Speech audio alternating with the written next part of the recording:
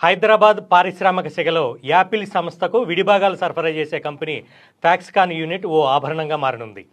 గత ఏడాది శంకుస్థాపన చేసిన ప్లాంటును శరవేగంగా నిర్మిస్తున్నారు. ఇప్పటికే యూనిట్ స్ట్రక్చర్ దాదాపుగా పూర్తిగా వచ్చింది.